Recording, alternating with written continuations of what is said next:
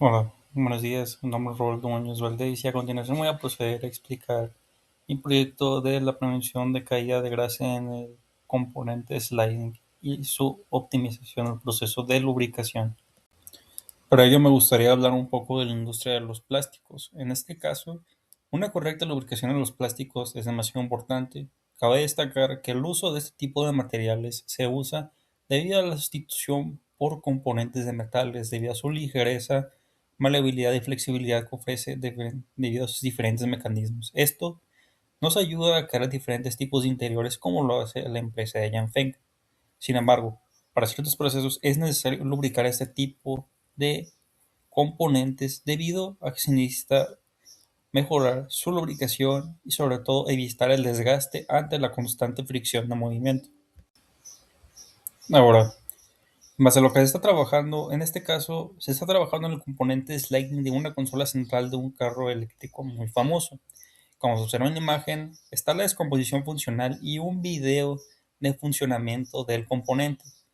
El componente consta de dos partes, una puerta frontal y una puerta del cup holder, es decir, una puerta que se encarga de abrir y dar acceso a lo que es un portavasos. En este caso, se estará trabajando en la parte del cup holder. Si podemos observar en el video, se utiliza un mecanismo de rieles y un mecanismo de resortes para la retracción y movimiento lineal de estas compuertas. Sin embargo, es en esta parte de los resortes, dentro del cup holder, que no existe una buena lubricación debido al proceso y geometría del componente. Por ello, a continuación se proceden a explicar el problema y sobre todo a detalle qué es lo que está pasando. Y como se observa en la imagen se puede observar que la grasa se coloca antes de que el resorte sea colocado. Nos podemos dar también cuenta de que la posición de la grasa colocada no favorece la correcta retención de estos puntos de grasa. El encargado de hacer esto es un robot automático manipulador. Por ello, que el proceso no pueda ser manual y se pueda cambiar de una manera rápida.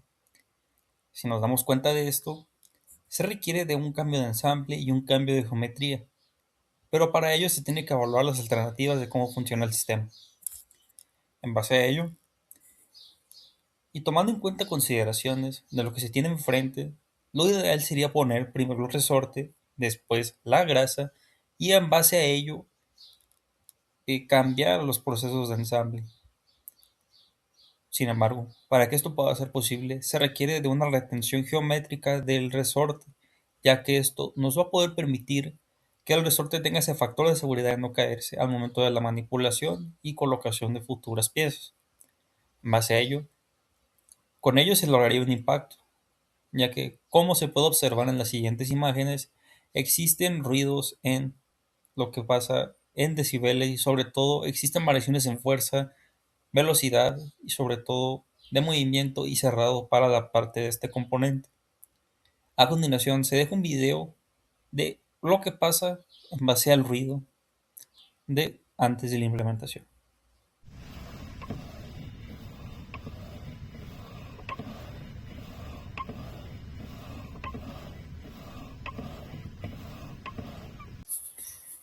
Ahora bien, en base a la metodología de la empresa, ¿qué es lo que se necesita para realizar este proyecto? Número uno, se necesita una planeación estratégica en base a la metodología de Plan, Do, Check, Act. Es decir, en base a un formato A3, estableceremos el problema, objetivo, causas raíz y sobre todo evaluación de alternativas que nos permite identificar entre diversas opciones qué es lo que se quiere realizar. Este proceso ya se realizó con anterioridad.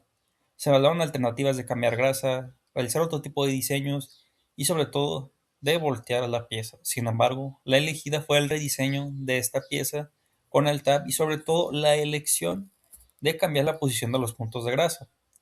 Esto favorece como una solución en conjunto, no separada, lo cual requiere además del cambio del ensamble.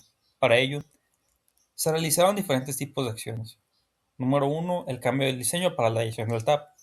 Número 2, el cambio en las ODS, en el orden de ensamble de las estaciones donde se realizan este tipo de acciones. En una estación siguiente ya no se pondrá el resorte, sino que se pondrá una anterior, más exactamente antes de la estación del robot donde se coloca grasa.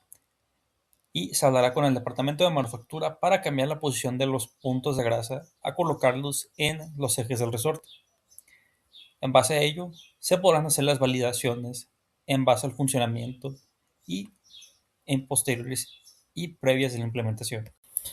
Y en base a eso se puede observar que hicieron validaciones previas en base a primero análisis de desmoldeo para identificar que la pieza pudiera salir del molde, validaciones de moco para poder identificar cómo simularía el trabajo y degradación del material en físico y sobre todo validaciones con proveedor para identificar tiempo y costos de implementación. Con ello se pasó a la parte de validaciones posteriores, donde hicieron validaciones visuales del funcionamiento del TAP añadido, se hicieron validaciones de seguridad previa y además en la parte de la EOL se realizaban validaciones de qué era lo que podía variar en base a fuerza, velocidad de cerrado y movimiento. Esto nos permitió identificar en la siguiente estancia cómo había sido el impacto. Y en base a los resultados arrojados por la EOL, que es la End of Line, una máquina con pistones encargada de simular el movimiento y velocidad de apertura y cerrado de este componente sliding, se pudo detectar que ahora la velocidad se mantenía más cerca del target y la fuerza ya no estaba tan alejada del upper limit, es decir, sigue fuera de especificaciones, pero ya casi dentro y de la misma cantidad de números en base a ello. Además, se observa una estabilidad en números y se observa menos ruido en decibeles, como se va a observar en el siguiente video.